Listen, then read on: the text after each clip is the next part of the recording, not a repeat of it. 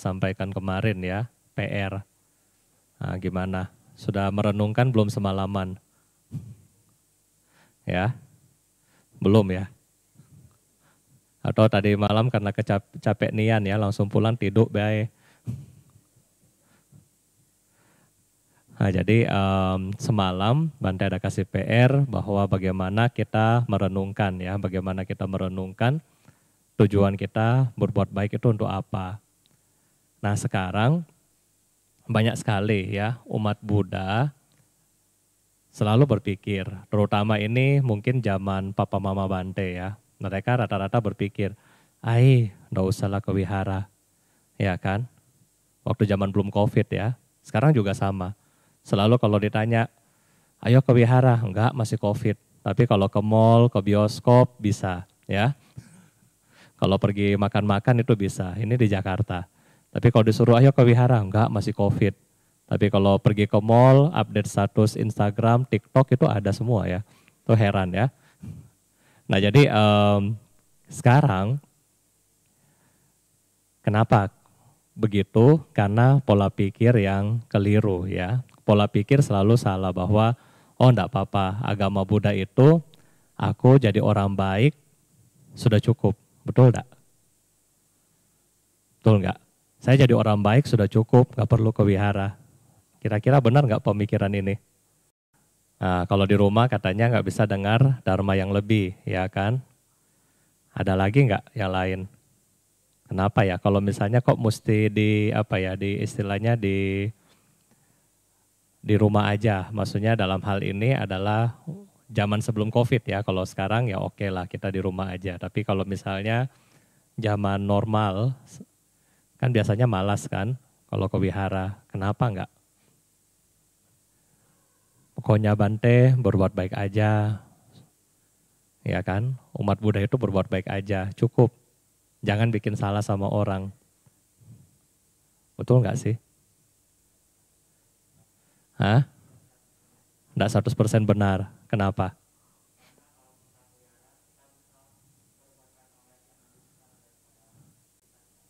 Nah, karena kalau kita berbuat ke wihara, kita bisa berbuat karma baik lebih banyak. Ya betul. Nah jadi mungkin Bapak Ibu yang ada di rumah, biasanya kalau Bante live, mereka suka tanya jawab. Ya cuma karena ini Bante di Jambi, sesinya Bante tutup buat yang live ya. Jadi ini yang di sini aja. Dan ketika misalnya kita di wihara berbuat baik lebih banyak. Kenapa? Karena kita belajar. Nah sekarang Bante kasih contoh kepada kita ya. Di Jambi, bukan di Jambi ya. Di Jambi ini terkenal apa?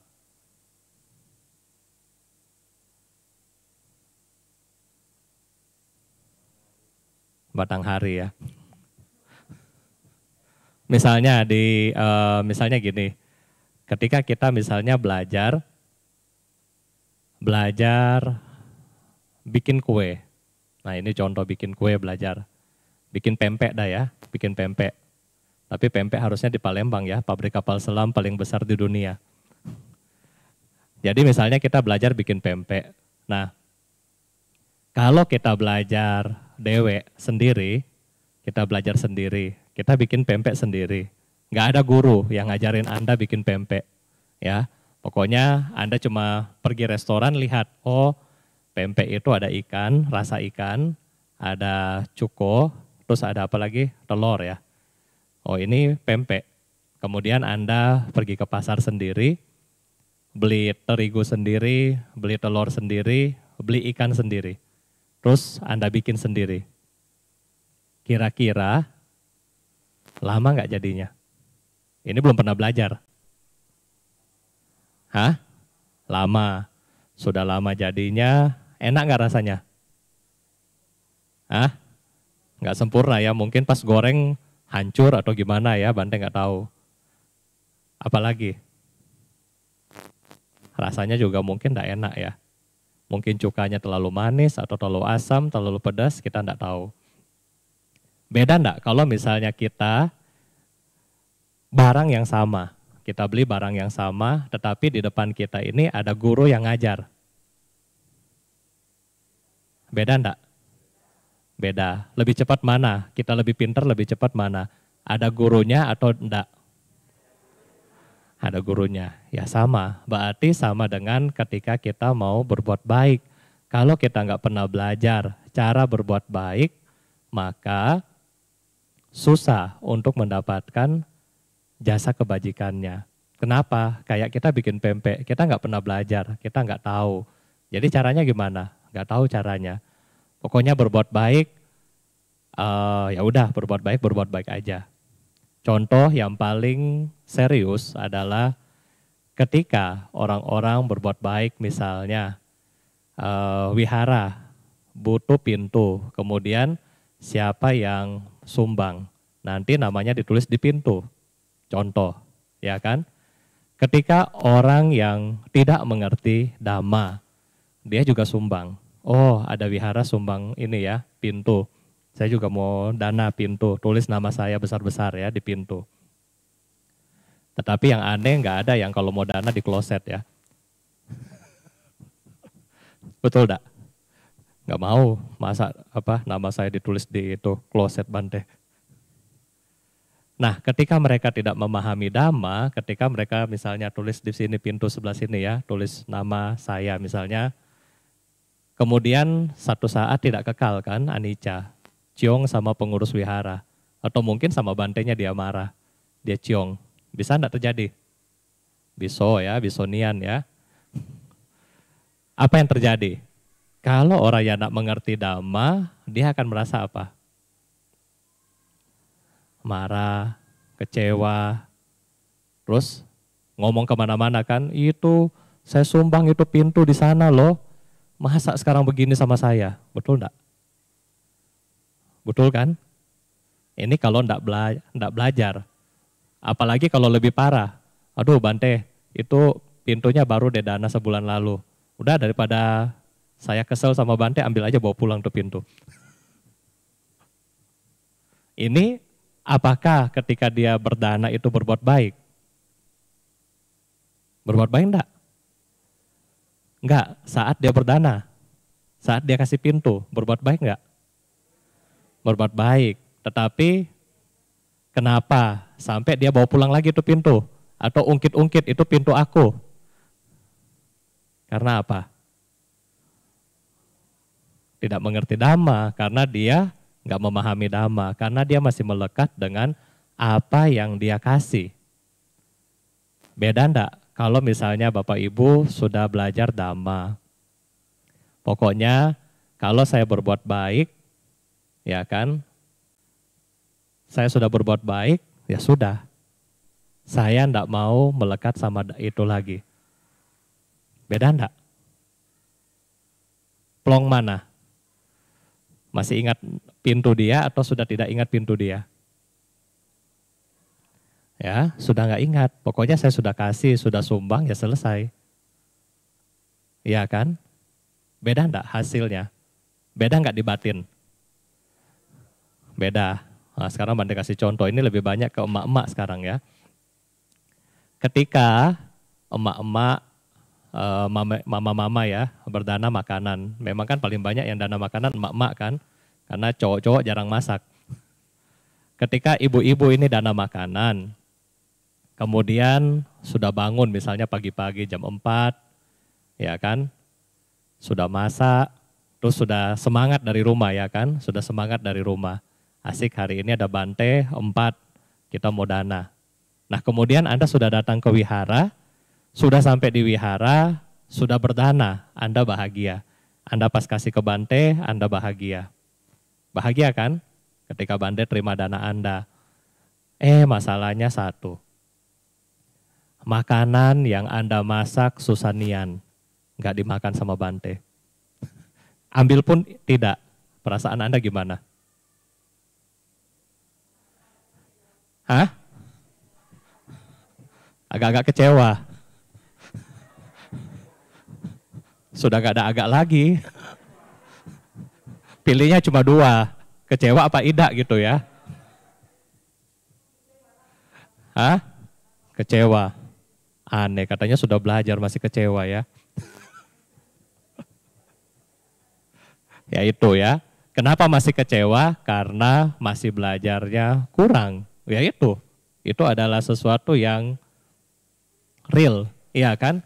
Berarti kenapa? Aku masih melekat sama misalnya masak nasi goreng aku.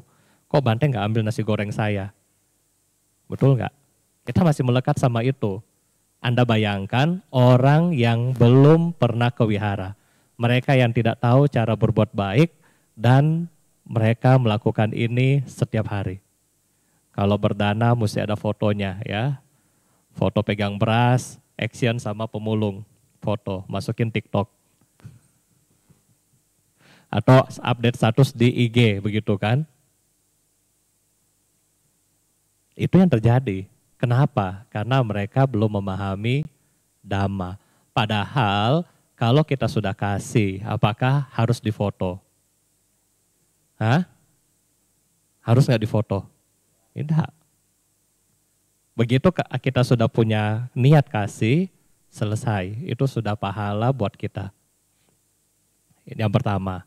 Yang kedua, begitu Anda kasih ke Bante, Bante makan, Bante nggak makan, Bante minum, Bante kasih orang lain, itu sudah punya siapa?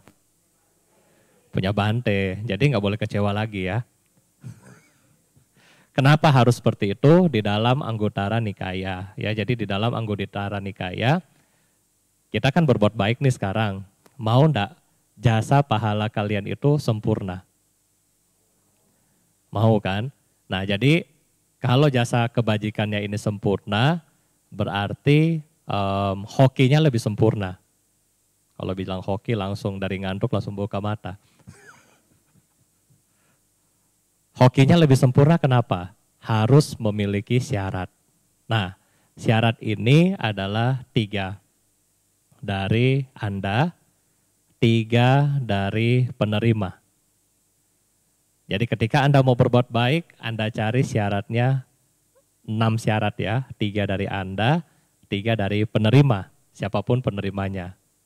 Syarat dari Anda dulu ya. Yang pertama, sebelum Anda berbuat baik, Anda harus ingat dengan rasa bahagia. Misalnya, hari ini saya mau ikut kebaktian, saya berbahagia. Sebelum Anda datang di sini, Anda sudah bahagia dari rumah, asik ada kesempatan berbuat baik, atau asik ada Bante, saya mau berdana. Berarti di sini sudah punya rasa bahagia. Kemudian yang kedua, saat Anda melakukan, apakah Anda melakukan kebaktian seperti ini, atau ketika Anda melakukan dana, saat Anda menyerahkan dana Anda harus berbahagia. Ya, jadi yang ketiga, setelah dana Anda diterima, Anda juga harus berbahagia. Jangan kecewa. Kalau sudah diterima Bante yang kedua, kemudian Anda ketiga kecewa, karmanya nggak tumbuh. Hokinya nggak sempurna. Oke? Ya, jadi yang ketiga ini yang penting. Makanya yang tadi Bante bilang, yang 3 ini penting, yang terakhir ini penting. Kadang-kadang kita sudah kasih, begitu lihat di piring, ya nasi goreng saya Bante ada 4, 1 pun gak ada yang ambil. Ya, jadi itu ya. Jadi kalau kita sudah ya, berarti karma baiknya berapa? Cuma 2. Ya 1 enggak dapat, ya kan? Karena kenapa? Kecewa. Ya, itu kecewa. Nah, kemudian berikutnya dari sisi penerima. Sisi penerima, mereka yang pertama telah melenyapkan kebencian atau sedang melatih kebencian. Melatih mengurangi kebencian. Jadi misalnya gini, Bante nggak suka sama Sila. Terus Sila misalnya dana bakmi ke saya. Saya bilang, oh sudah tahu dari awal kan ini punya Sila, nggak mau makan. Pokoknya lewat. Nah itu nggak boleh. Itu nggak boleh. Jadi dari situlah kualitas yang pertama adalah mereka yang sedang berlatih atau yang telah melenyapkan kebencian. Kemudian yang kedua, melenyapkan keserakahan mereka. Ya, melenyapkan atau sedang berusaha. Keserakahan di sini gimana? Misalnya ibu ini dana mungkin apa ya, mie celor misalnya dari Jambi kan, atau nasi lemak ya. Kemudian datang, oh ini nasi lemak terkenal, muncul rasa serakah. Oh terkenal ya, rasanya gimana, enak nian apa enggak gitu kan, ambil banyak-banyak. Nah itu berarti rasa serakah. Yang ketiga adalah moha atau kebodohan. Nah jadi 3 dari kami, 3 dari Anda, inilah yang dikatakan mempunyai bibit yang terbaik. Yang kalau kita sama-sama laksanakan, ini akan membuat pahala kebajikan itu berkembang dengan baik. Misalnya kita seperti sudah jaga dengan baik, kemudian kita nggak ketemu ya orang yang seperti ini, ya minimal kita bisa ketemu dengan yang paling minim. Ya kan, yaitu tadi. Kalau misalnya kita yang paling bagus adalah mereka yang sudah suci, makanya selalu dibilang ketika Anda berdana kepada Arya Sangga, jasa pahalanya itu lebih cepat berbuah. Karena tadi kondisinya kan, Arya Sangga, para guru-guru yang kita bilang sudah memasuki arus kesucian, apakah Sotapana, Sakadagami, Anagami maupun Arahat, mereka sudah tidak memiliki 3 kualitas yang tadi, loba, dosa, moha yang berlebihan. Nah tentunya ketika kita sudah punya keyakinan dengan melaksanakan sebelum, sesaat, dan setelah memberi ini dengan baik, nah ketika kita ketemu dengan orang yang seperti ini, yang mereka yang sudah suci, nah tentunya di sini mereka pahala kita lebih cepat berbuah. Nah kalau yang belum bagaimana Bante? Ya nggak apa-apa, yang penting kita cari yang minimal, yaitu siapa yang sedang berlatih, ya kan? Kalau ada Bante, ya ada Bante. Tapi kalau nggak ada Bante bagaimana? Kita cari di mana? Ya Anda bisa cari mungkin di daerah sini siapa begitu kan, yang benar-benar mereka memiliki kualitas spiritual yang baik, yang kita bisa melakukan dana atau pemberian. Nah makanya kadang-kadang pemberian yang terbaik Buddha selalu sebutkan adalah kepada Sangha. Sangha itu bukan pribadinya Bante. Nah ini beda ya, ketika Anda berdana ke Bante pribadi sama Anda berdana ke Sangha. Sangha itu bagaimana? Sangha itu adalah minimal 4 Bante. Nah jadi kita ini berempat, kita disebut adalah Sangha. Cuman belum Arya, ya belum Arya, belum mencapai kesucian. Kalau berdana kepada Sangha, kenapa untungnya lebih banyak? Karena ketika Anda berdana kepada Sangha, Anda berdana kepada sifat daripada organisasi, bukan organisasi tetapi kepada sifat wewenangnya, di mana Sangha akan melanjutkan ajaran Buddha, ya kan? Sangha itu akan melanjutkan ajaran Buddha. Dimanapun para Bante pergi, mereka akan melanjutkan ajaran Buddha. Dimanapun mereka tinggal, mereka akan melanjutkan ajaran Buddha. Jadi dengan adanya Sangha mengakibatkan ajaran Buddha makin kuat, makin berkembang. Nah ketika kita mendukung inilah dikatakan pahalanya adalah besar, karena secara tidak langsung mendukung ajaran Buddha untuk berkembang. Nah jadi itu kenapa kita melakukan Sanghadana ya. Ini yang pertama.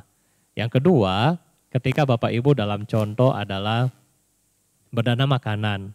Kadang-kadang juga banyak yang bertanya ke Bante, Bante, kalau saya berdana makanan ke Bante, Bante kan sudah makan banyak begitu, ya kan? Misalnya 10 orang dana, 1 orang 1 mangkok aja bakmi, sudah 10 mangkok tuh bakmi. Apa Bante habis semua itu kan? Pernah pikir itu enggak? Hah? Enggak salah lagi Bante. Atau mungkin pertama ketika Anda ke sini, ke wihara, mungkin begitu Anda lihat, oh Bante habis itu makan segitu banyak ya kan? Memang gak habis semua, itu betul ya kan? Tetapi setelah dikasih kepada kami mengambil secukupnya, sesuai dengan kebutuhan nutrisi dari para Bante.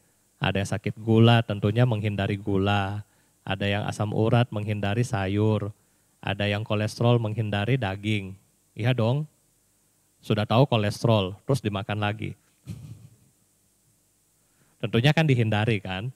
Nah jadi ada pantangan-pantangan pribadi para Bante masing-masing. Ya bukan, Bante ini nggak suka sama saya, kenapa saya punya nggak diambil, jadi cemburu lagi ya. Kok dia punya diambil sama Bante, aku tidak. Nah jadi bukan gitu, karena tergantung daripada nutrisi para Bante, butuhnya apa, ya diambilnya apa. Dan ketika diambil, setelah diambil secukupnya, kemudian apa yang terjadi? Dikembalikan kepada siapa? Iya, kepada siapa yang kasih lagi kan? Ya kan, dikasih kembali, Anda kembali kan? Bukan Anda dana bakmi 1 porsi, terus Bante ambil 1 sendok, sudah simpan di sini, nggak boleh makan. Iya kan? Ini juga dikasih kembali kepada umat untuk makan. Berarti apa? Apa yang Anda berikan juga diberikan kepada sama-sama. Untuk apa? Untuk saling memperkuat kekompakan, kekeluargaan daripada Anda atau kita di wihara. Ya ini tujuannya ya. Jadi bukan, mau ngapain lagi kasih Bante? Bukan. Bante memang ambil, tapi nggak banyak, cuma 1 sendok paling. Kemudian sisanya itu dibalikin kepada siapa? Kepada Anda, ya kan? Nah ini. Nah terus yang berikutnya, ketika kita sudah berbuat baik, yang perlu kita lakukan adalah dengan motivasi yang tulus. Ini yang penting, motivasi yang tulus. Jangan ketika kita mau berbuat baik, saat Anda ada perlu. Ya kan? Mau ujian besok, biar lulus skripsinya hari ini berbuat baik ke wihara. Betul nggak? Atau ini ada supplier belum bayar-bayar utang, udahlah biar cepat bayar ke wihara dulu deh, siapa tahu habis tiam hio, hutang dibayar. Jadi ketika kita berbuat baik, motivasi juga penting buat diri kita sendiri. Ya, motivasi ini penting sekali karena kenapa? Pikiran kita seperti tadi Bante Abirato bilang, ya, Anda tahu nggak? Saya bujukin Bante Abirato itu untuk kasih ceramah selama dari bulan Januari apa Desember nggak pernah mau. Heran di Jambi mau ya 2 kali lagi udah. Nah jadi ketika kita misalnya sudah berbuat baik, Anda berbuat baik, motivasi harus jelas. Jangan pikiran kita tidak baik. Contoh pikiran yang tidak baik adalah kayak tadi ya kan. Contoh, waktu Bante juga kecil, biasanya ke kelenteng kan. Bawa 5 buah apel, terus bilang ya kalau di Manado yang terkenal itu Macopo ya. Bilang ke Macopo ya, semoga kamu pinter. Terus semoga apalagi biasanya. Coba emak-emak kalau itu sembahyang bilang apa? Selamat, sehat, apalagi? Banyak rezeki. Apalagi? Bahagia, punya banyak rumah. Apalagi? Cepat dapat apa? Cepat dapat cucu. Terus apa lagi? Sudah, habis. Betul, Bante juga sama waktu masih nggak ngerti kan. Bawa 5 buah apel, bawa ke wihara, ke kelenteng. Kemudian tiam hio bilang, semoga banyak rezeki, terus bla bla bla bla bla gitu kan. Tercapai nggak? Iya, kalau mungkin saya jadi dewa penunggu di situ, saya bilang, rugilah aku. Ya kan? Bawa 5 buah apel. Iya, mintanya sudah kalau mau dihitung secara ekonomi lebih dari 1 M itu. Ya kan? Nah jadi kita ketika berbuat baik bukan Anda berinvestasi. Nah ini bedakan ya antara kita lagi berbuat baik dengan kita berinvestasi. Contoh yang berinvestasi yang tadi kan, Anda dana buah apel, mintanya banyak. Investasi enggak tuh? Investasi enggak? Ibarat kata, Anda deposito 1 juta, minta bunganya 1 M, dapat enggak? Hah? Enggak mungkin. Iya, secara ekonomi kita tahu, enggak mungkin. Kenapa? Ketika Anda sembahyang kayak begitu. Secara ekonomi kita sudah tahu kan, enggak mungkin kayak begitu.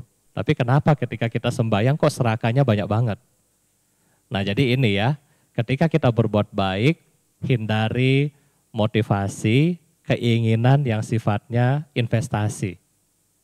Ini kita kurangi. Ya, dalam hal apapun ketika Anda berbuat baik. Yang kedua yang harus kita pahami ketika kita berbuat baik berarti kita melepas. Kita melepas, bukan untuk mendapatkan. Ya, ketika Anda melakukan pemberian, Anda melepas, bukan untuk Anda mendapatkan. Mendapatkan apapun, nama baik, kemudian kekayaan, dan seterusnya. Kenapa begitu? Karena setiap kali kita memberi, otomatis pasti kita akan mendapatkan. Bante kemarin bilang kepada yang datang kemarin adalah secara akuntansi. Ya, secara akuntansi kan masih ingat nggak? Ketika dalam akuntansi, ketika Anda berdana, ini catatannya ya, ketika dalam berdana. Ketika Anda berdana, otomatis secara ekonomi kas keluar. Ya kan? Kas ada di kredit. Kemudian, apa yang ada di debit? Iya, pahala, parami, kebajikan itu ada di debit. Oke, jadi kalau anak akuntansi harusnya paham ya, pahala bertambah, kas berkurang. Itu sudah pasti. Yang kedua, Bante bilang juga, coba kita renungkan, apakah kalau seorang petani, dia sudah pergi tanam di sawah, misalnya dia tanam padi kan, apakah besok pagi si petani tadi akan bawa hio ke sawah, kemudian sembahyang, ya semoga padi cepat tumbuh dan seterusnya. Begitu enggak? Enggak. Tapi tumbuh enggak nanti padinya? Tumbuh. Kalau kondisinya pas. Berarti perlu apa? Perlu waktu. Betul? Sama. Semua kebajikan yang kita lakukan perlu waktu untuk tumbuh. Jadi bersabarlah. Ya. Jadi jangan selalu bilang, aduh Bante, saya berbuat baik. Kok nggak kaya-kaya? Betul nggak? Saya berbuat baik, kok tender saya yang 1 miliar nggak kecapai? Belum waktunya, ya, belum waktunya. Sabar, ya kan? Berarti perbuatan baiknya masih kurang, ya. Jadi ini, ketika kita berbuat baik, sabar. Kebanyakan umat Buddha nggak sabar. Dia pikir kayak bermain saham gitu ya, begitu hari ini invest, besok langsung dapat. Ya, jadi itu yang kita harus renungkan. Kita perlu sabar, kita perlu waktu untuk mematangkan kondisi-kondisi karma baik yang kita perbuat. Nah, inilah semua yang kita dapatkan di wihara. Ajaran-ajaran ini kita dapatkan di wihara. Jadi ketika Bapak Ibu sering ke wihara, Anda akan mendapatkan pemahaman baru, mengubah pola pikir kita sehingga apa? Mengurangi hal-hal yang tidak baik di dalam batin kita masing-masing. Coba Bante tanya, siapa di sini nanti mau angkat tangan juga malu ya. Masih potong ayam masih ada enggak? Dalam hati aja dah ngaku. Hah? Sudah enggak? Sudah lepas ya? Sebelum ke wihara masih potong ayam enggak? Hah? Sebelum ke wihara? Masih. Ya kan? Sesudah ke wihara masih bunuh semut enggak? Ya masih ingat-ingat ya. Tetapi sebanyak dulu enggak? Hah? Ya, kalau dulu mungkin 100 ekor, kalau sekarang ya yang sial aja deh yang kena dah. Berarti apa? Ada perubahan nggak di dalam hidup kita? Ada. Berarti diperlukan di dalam setiap perbuatan baik yang Anda lakukan adalah apa? Kebijaksanaan. Dan kebijaksanaan ini didapatkan dari wihara. Ya, dari wihara. Nah, sekarang yang berikutnya, fungsi daripada wihara. Itu apa sih?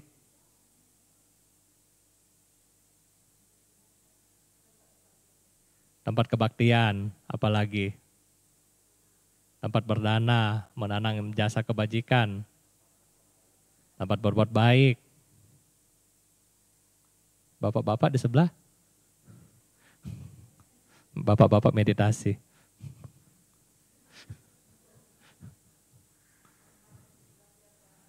Tempat belajar dhamma dan seterusnya. Yang sebelum kita perlu juga renungkan, sebelum kita datang ke wihara, kita merenungkan bahwa kita semua saat ini sebagai manusia, kita menderita di alam samsara. Oke, kita menderita di alam samsara yang kalau kita bilang secara ya view daripada Theravada ada 31 alam. Ya, kalau kita singkat dari 31 alam ini kita bagi 6. Alam neraka, alam apalagi? Peta atau hantu lapar, asura, hewan, alam manusia dan alam dewa. Tidak ada satupun dari kita yang bisa lolos dari 6 alam ini. Selama kita hidup, selama kita belum menemukan jalan untuk keluar dari putaran ini, kita akan selalu terputar-putar terus. Hari ini jadi orang, besok jadi setan, lusa jadi dewa, nanti dari dewa jadi hewan, dan seterusnya. Ini hanya terputar terus. Tidak akan selesai. Ya kan? Hari ini kita takut COVID. Padahal kita nggak tahu berapa miliar tahun lalu sudah kena lebih parah dari COVID. Kita sudah ada di sini bermiliaran kali. Lahir, tua, sakit, mati. Lahir, tua, sakit, mati. Bante tanya, capek nggak sih? Capek nggak? Capek nggak urus anak? Hah? Capek nggak? Capek. Capek nggak urus cucu? Hah? Nggak jujur ini mah. Capek nggak urus cucu? Capek. Capek nggak urus suami? Jangan lihat sebelah. Kalau bapak-bapak capek nggak urus istri? Pusing ya? Pusing. Iya. Pusing ya semuanya ya. Cuma sudah terlambat. Kalau Bante belum terlambat. Nah, kita capek ya kan mengalami ini semua, dan pertanyaan Bante nanti juga jadi perenungan kita hari ini buat besok pagi besok malam Bante tanya lagi. Kapan mau selesai? Capek nggak? Capek. Kapan mau selesai? Kalau nggak selesai, mati, meninggal, lahir lagi loh. Kapan mau selesai? Ya, oleh karena itulah kita harus sadari sebagai umat Buddha bahwa kita di dalam samsara ini berputar terus dan menerus. Nggak ada selesainya. Kalau misalnya lagu apa dulu ya, Bante pernah ingat apa? Butiran debu. Bukan. Kalau lagu samsara itu umat Buddha doang yang tahu. Kalau butiran debu kan semua orang tahu. Iya, itu tahu Bante. Nah, kalau lagu yang umum ya, yang butiran debu ya kan? Ya kan, aku sudah jatuh berulang-ulang dan seterusnya, ya aku cuma butiran debu. Betul. Ya kan? Sama, kita semua hari ini di sini juga sama. Kalau kita nggak punya satu pegangan yang membuat Anda keluar dari sini, kita akan berputar ulang, ulang, dan ulang. Oleh karena itulah, di mana cara kita untuk keluar dari sini? ya kita ke wihara. Kenapa ke wihara? Karena kita ingat menyambut Waisak, Buddha 2600 tahun yang lalu. Beliau keluar dari istana untuk apa? Kalau Anda ingat ceritanya. Ya, mencari obat untuk orang usia tua, sakit, dan mati. Jadi kita ada yang datang ke wihara, kita harus menganggap diri kita orang yang sedang sakit. Dan kita butuh jalan untuk selamat. Jadi kalau kita setiap kali datang ke wihara, kita punya pikirannya seperti itu, saya sedang sakit, dalam batin saya penuh dengan loba, dosa, dan moha, dan ketika saya datang di wihara, saya akan mendapatkan obat. Jadi Anda akan melihat semua teman-teman Anda adalah sesama orang yang sakit. Jadi nggak ada lagi, oh dia cak ini, oh dia cak itu, ya kan? Kalau kita lagi di rumah sakit, orang di sebelah lagi muntah, kita gimana? Tapi biasa aja kan? Karena kaki kita lagi sakit juga. Orang di sebelah jalannya pakai tongkat, kita gimana? Biasa aja, iya kan? Memang namanya rumah sakit. Sama, ketika kita datang ke wihara, seperti tadi Bante Abi bilang, yang kita perlu perhatikan adalah batin kita sendiri. Karena kenapa? Kita semua ini sedang sakit. Karena kita sedang sakit, kita perlu mencari obat agar bebas dari penyakit. Dan teman-teman kita yang datang ke wihara juga sama. Kenapa? Sama-sama sedang sakit dan cari obat. Cuma sakitnya beda, ya kan? Ada sakit kepala, ada sakit jantung, ada sakit hati, ya kan? Ada sakit kuping, dengar orang ngomong dikit sakit kupingnya kan? Ada sakit mulut, ya kan? Bicaranya nggak bisa berhenti. Ya, jadi sakit semua, sakit galau. Ya, jadi ketika kita datang di wihara dengan macam-macam penyakit ini, penyakit batin kita biasa-biasa aja.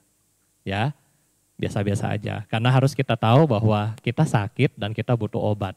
Obat inilah kita dapat di wihara. Sehingga setiap kali Bapak Ibu nanti datang ke wihara, yang Anda bawa pulang adalah hal yang apa? Yang baik, yang mampu mengobati batin kita. Ya, bukan membuat batin kita semakin emosi, sakit hati, dan seterusnya. Nah ini, ya jadi kenapalah kita perlu ke wihara, kita perlu belajar, dan kita perlu menyembuhkan diri kita dari perbuatan atau kilesa-kilesa kita. Ya, jadi hari ini PR buat kita semua adalah merenungkan kembali ya. Saya sudah sakit, tua, lahir dan mati berkali-kali. Pertanyaannya, mau kapan Anda bebas dari itu? Hari ini Anda pikirin dulu, malam ini, besok baru jawabannya Bante kasih ya. Jadi biar nggak bisa tidur Romo ya. Oke, ya mungkin ini yang bisa Bante sampaikan buat malam hari ini. Ada yang mau bertanya? Boleh satu orang, nah, silakan. Biar nggak malam. Biasa sampai jam berapa sini? Iya, soalnya sudah jam 9. Oke, silakan satu orang ya.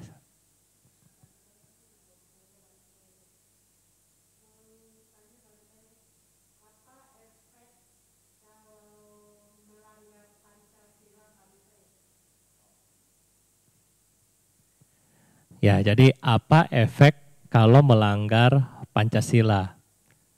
Memang topik mengenai neraka, Bante belum cerita di sini. Tetapi kalau di teman-teman yang online, mereka sudah bisa lihat di YouTube ya, sudah pernah Bante jelaskan. Jadi di dalam alam kehidupan, ada satu alam yang kita bilang alam neraka. Alam neraka memiliki banyak tingkatan. Ya, memiliki banyak tingkatan.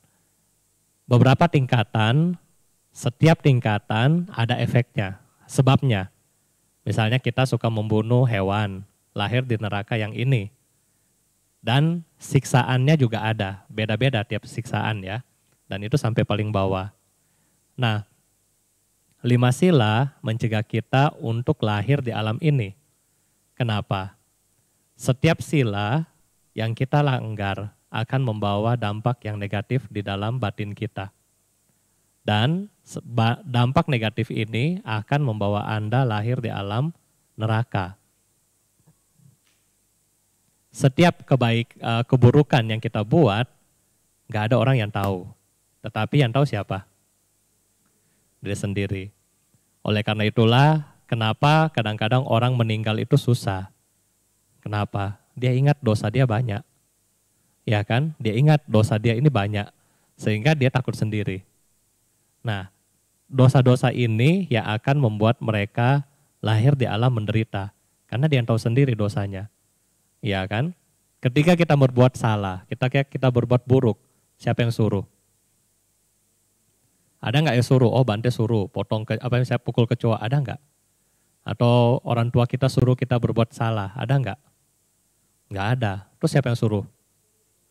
Ya, karena diri kita sendiri yang berbuat salah, berbuat karma buruk ini, misalnya pelanggaran sila dalam hal ini, nah inilah yang menyebabkan diri kita sendiri yang menerima semua akibatnya. Nggak ada orang lain. Karena kita sendiri yang berbuat. Dan perbuatan buruk ini akan lahir di alam neraka. Contoh, orang yang suka minum, dia akan lahir di alam neraka rawa-rawa. Neraka rawa-rawa seperti masuk ke dalam ruangan kremasi, pernah lihat nggak? Ya kan? Ruangan besi begitu kan? Masuk ke ruangan besi, kemudian apinya keluar dari atas, dari bawah, dari samping, dan dia nggak bisa lari. Pintunya tertutup. Dan di situ dia berteriak dengan kencang. Orang mabuk suka teriak kan? Ya itu puasnya teriaknya lah. Ya itu bisa miliaran tahun di situ. Karena seperti itu lagi, mati lagi. Mati dong, ya kan? Respawn lagi. Dan hebatnya nggak ada kuota di situ, kuota tak terbatas, baterainya nggak pernah habis. Sampai masa daripada karma dia itu habis. Itu bagi yang peminum. Bagi bandar, yang ngebandarin, yang kasih, dia masuk ke dalam maha rawa-rawa. Ketika di luar, dia merasa neraka itu begitu panas, dia lihat, ada bangunan. Dia pikir kan, kita semua kan mau selamat kan. Selalu kita sebagai manusia, semua makhluk, kita memiliki suatu keinginan untuk bahagia. Sama, ketika kita di neraka, kita melihat itu ada bangunan. Kita pikir apa? Di bangunan itu nyaman nian ya, enak nian. Kita masuk ke situ. Kalau neraka rawa-rawa, hanya satu blok, misalnya satu begini. Begitu masuk yang kedua, mereka-mereka yang bersifat sebagai pengedar, yang mengajak, dia masuk ke dalam satu ruangan ini, api mulai muncul, dia sudah mulai takut. Dia lihat ada pintu satu lagi kan, dia keluar ke pintu satunya. Ternyata di pintu itunya, yang pintu kedua, di gedung yang kedua, apinya lebih besar. Makanya dikatakan maha rawa-rawa. Jadi Anda bayangkan, kita bayangkan kayak ruangan ini, kita duduk enak keluarnya angin AC kan. Nah Anda bayangkan kalau di neraka itu yang keluar ini api. Dan kita nggak bisa keluar dari pintu manapun di situ. Nah itu. Ini contoh dari Surameraya, ya Surameraya ini contoh. Belum yang lain. Yang sila keempat, satu alam, tapana kalau nggak salah, itu lidah kita ditidurin, badan kita itu sudah ditusuk ya, sudah kayak kita main sudah ditidurin begini, kemudian ditusuk kaki, semua ditusuk. Lidahnya ditarik sepanjang kurang lebih 1 yojana. 1 yojana 16 km. Dari sini ke bandara nyampe nggak? Hah? Kurang ya. Dari sini kemana Batanghari nyampe? 16 kilo. Carilah di mana ya 16 kilo. Misalnya dari Bimutara, kita ditidurin, kemudian lidahnya ditarik sepanjang 16 km, 1 yojana. Dan Anda ingat, kalau ini masih aspal kan, kalau itu sudah neraka, sudah nggak aspal ya. Ya, jadi kalau itu di bawah, kalau sudah kena aspal berarti apa? Matang duluan ya. Dari atas, dari ujung 16 km itu ada seperti bajak, kayak traktor. Kemudian dari situ dia jalan pelan-pelan lewati lidah kita. Kayak kita bikin apa ya? Anda bayangkan lagi bikin jalan. Ya ada bulldozer yang kayak molen gitu terus lewatin gitu, gilesin gitu ya. Di bawahnya sudah panas, bulldozernya kayak begitu lagi kan. Itu dari sila kemana? Sila 4, musawadah. Belum yang 3 lagi ya. Udahlah nanti nggak bisa tidur loh. Karena Bante kalau bahas neraka itu paling sedikit 2 sesi, 40 menit baru detail ya. Nah, jadi itu kurang lebih kalau kita melanggar sila, yang rugi diri kita sendiri. Berarti beruntung nggak kita? Sebagai umat Buddha kita paham, jangan langgar sila. Terlindung nggak kita dari neraka? Terlindung, kita terlindung dari neraka, aman. Ya kan, kalau kita benar-benar laksanakan. Ya, jadi itulah obat yang diberikan Buddha kepada kita untuk kita laksanakan di dalam kehidupan kita sehari-hari. Ya, mungkin ini yang bisa Bante sampaikan buat malam hari ini dan semoga apa yang disampaikan dapat membawa manfaat dan kebahagiaan bagi kita semua dan semoga kita semua selalu maju di dalam Dhamma. Sadhu, sadhu, sadhu.